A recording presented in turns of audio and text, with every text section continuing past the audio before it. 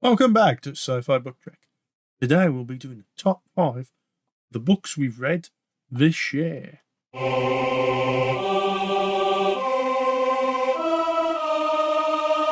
Yeah, something a little bit different as opposed to doing a normal work review. We're going back over the year in full, and we're going to see what stuck with us and what hasn't. Yes. We both have our own top 5s, so in total we might get a whole top 10. So anyway, we'll start off with number 5.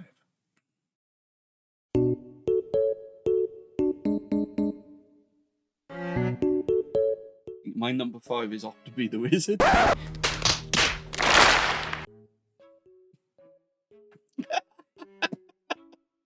The channel has unfortunately folded.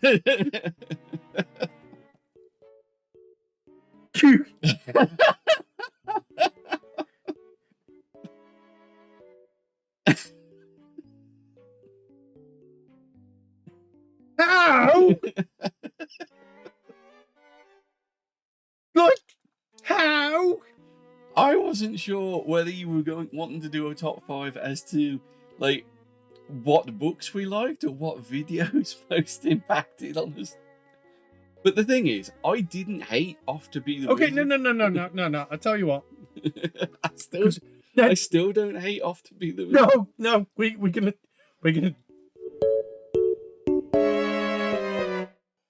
Oh my god!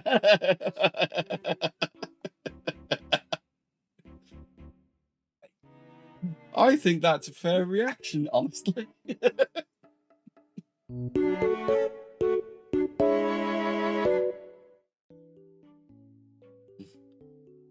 I'm not angry. I'm just disappointed.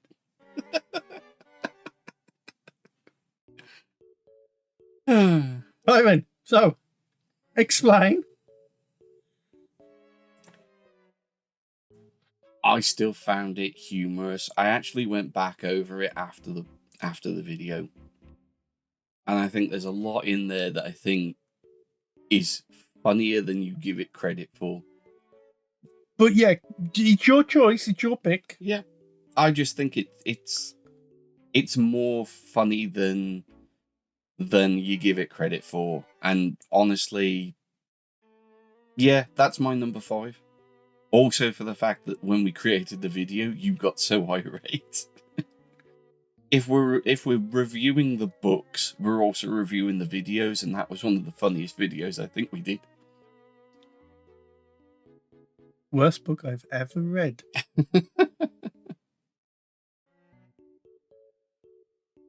But anyway, on that bombshell.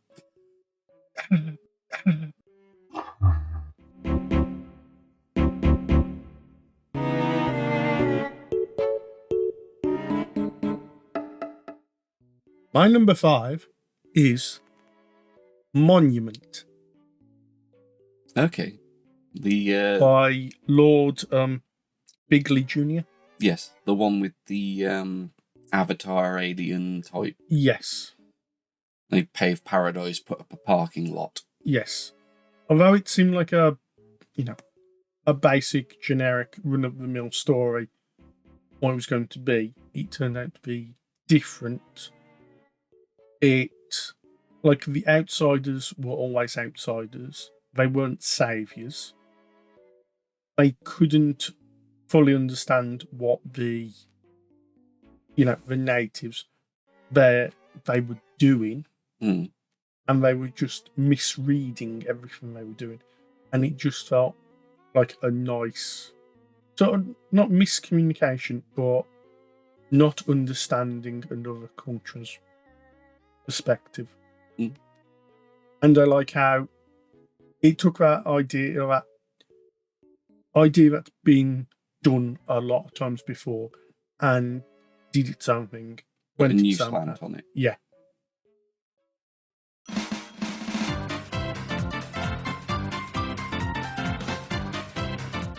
So my number 4 is Space Vampires. One of the earliest ones we did. Oh yeah. And there's the thing, I think it's possibly due to the fact that I went back and watched the film, and the film is just ludicrous in its own right. But Life Force, yeah.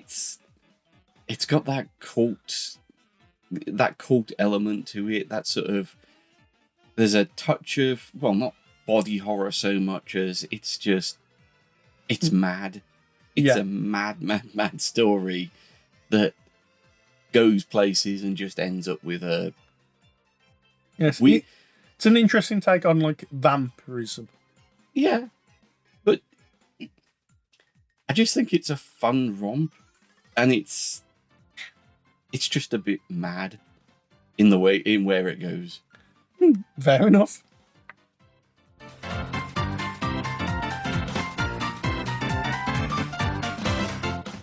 Right, well, talking about mad and things where it went, my fourth one is Star Trek book, How Much for Just the Planet? Which is mad. It's fun. There's film noir references in, which I liked. It's just mad. Like there's a bizarre golf tournament.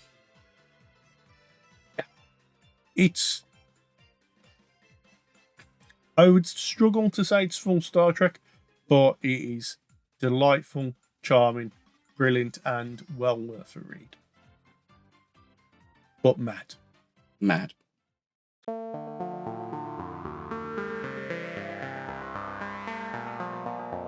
So my third choice, Rendezvous with Rama.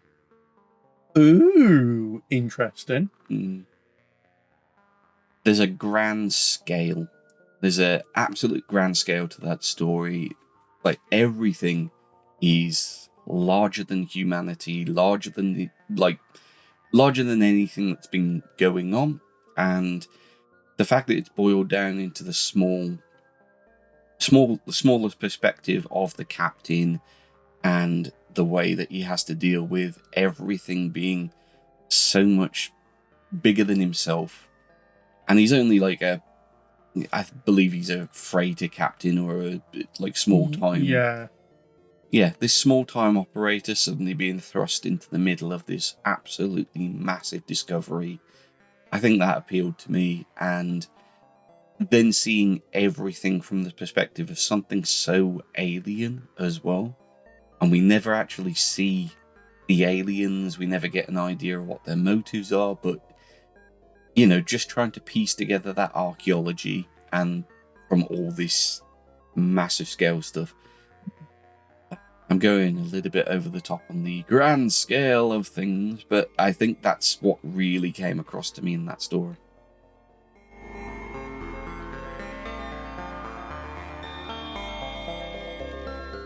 My third one would be Revelation Space, Alastair Reynolds. Okay. And like you were saying about grand world building, it packs a lot in, including the kitchen sink. It world builds and cultural builds amazingly. I love how in-depth it is, and also it's telling a grander story. And it's got loads of hard sci-fi in there. It's got loads of twists and turns. It's got 3 stories that feel like they come together naturally rather than being forced together. And it's got the density of depleted uranium. Yes, pronunciation is going to be a problem. Yeah, it can be a little bit tricky to get into. That's why it's only my third. But yeah, I do very much like it.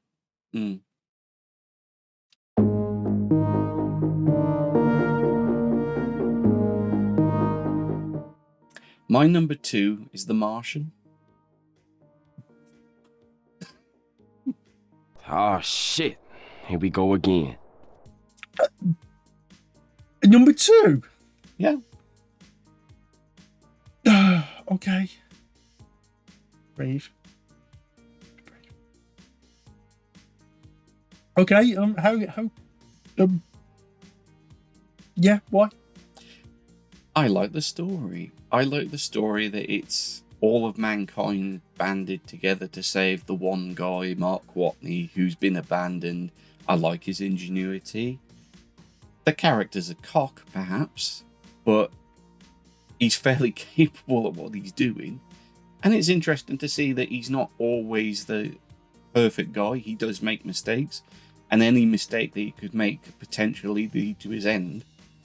So the drama never stops. Everything could have just, the whole story could just be ended by the fact that if he makes one mistake, or if the ground team makes a single mistake, it can end with his death.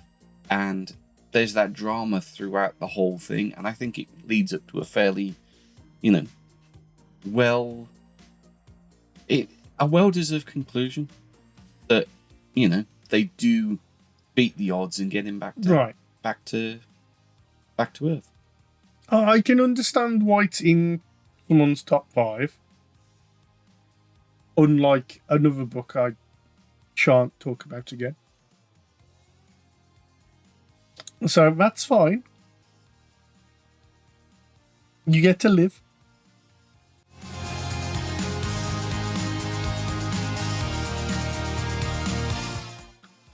My second one would be Rendezvous with Rama. Okay. By Arthur C. Clarke. So we've at least got one book on both our lists. But mostly for the same reason. I love the world building. It's got a lot of world building, and it's like half the size of Revelation Space. I love how everything feels alien.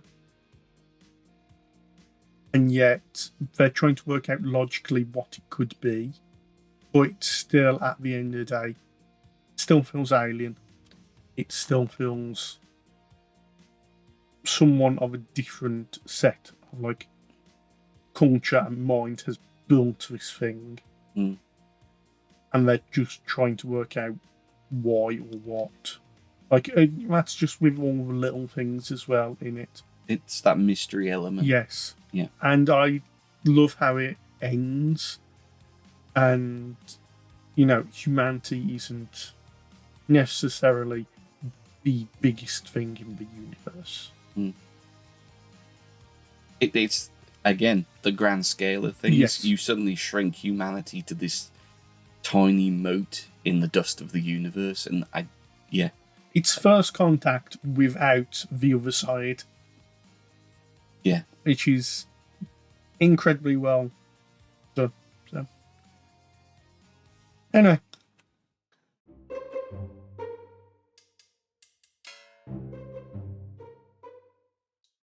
Before we do our top one, we'll do honourable mentions and just say I have 2. Okay, well, I've got 1. What would be your honourable mention? My honourable mention is Time Machine. Oh, interesting. It was definitely a choice, and I think, you would have preferred it had Time Machine come into the top 5. But I think you picked the other one just for annoy me. It was less than that. But no, Time Machine's a classic story, and to have read it for the first time as part of the channel, I was surprised to see how much density there was in that book, considering it's only a short story. Or a novelette, yeah. Yeah. But yeah, my honourable mentions would be I, Robot, the short story collection. Did like that. It's fairly logical. It all sticks together. It feels more about humanity than robots by the end of it. In an odd way. But the other one would be Patchwork Girl. I did like that. Though the mystery didn't really grab me, the world building in that Mm. But considering how small it was, the world building was massive.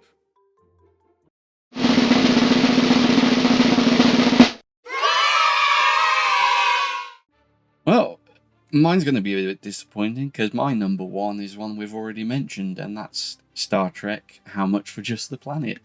No. You'll notice I had to keep my face straight when we were doing that. No, I've got to admit that of all the books that we've done this year, that has been the one that has touched me the most.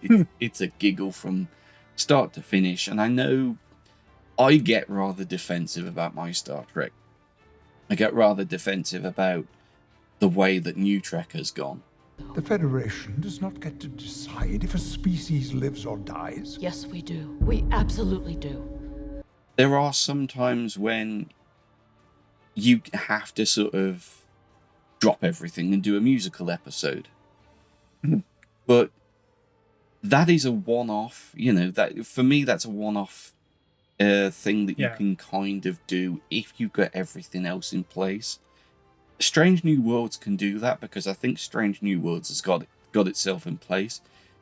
Something like Discovery or Picard, I don't think has earned that right. But to come back to the book review, because of everything that TOS set up, because of everything that I know about Star Trek, I think it's okay to do the episode with the giant bunny rabbit, the episode with Spock's brain is missing, and this just feels like one of those classic episodes, and it does make it a fun ride from start to finish. I mean, it seems more like a animated episode, just because it does have the inflatable spacecraft, Yes, which were in the Star Trek animation. There, so.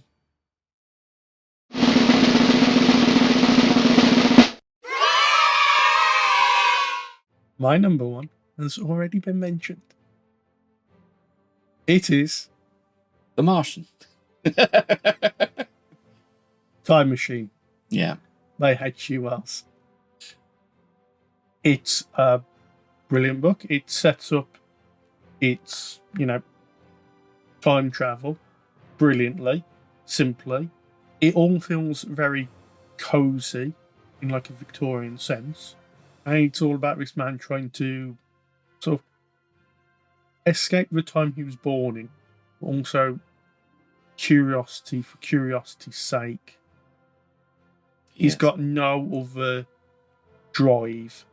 It's just he doesn't like the world he's living in. And he wants to see what becomes of the future and hope. And I just love that. And also crabs. Attack its weak point for massive damage. It's just a brilliant little book. I mean, it's small, it puts a lot in, and if you're don't know where to start with sci-fi, Time Machine is a brilliant beginner book. You can pick it up, read it. It's short, but everything's understandable. It explains its concept well, and it's just a nice little story. That's our top 5. If you think differently, say in the comments. And if you think one of us should be hanging their head in shame, say in the comments.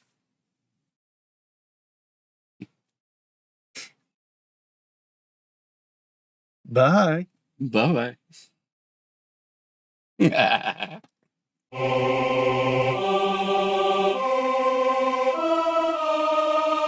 We're going to do this in order. So first we start at number 5 and count upwards to our favourite one. And we've done it individually, so hopefully there'll be... Are you really explaining a top 5? Oh my god. Look, it's a top 5. If you don't understand it, you're a big piece of shit. Apparently.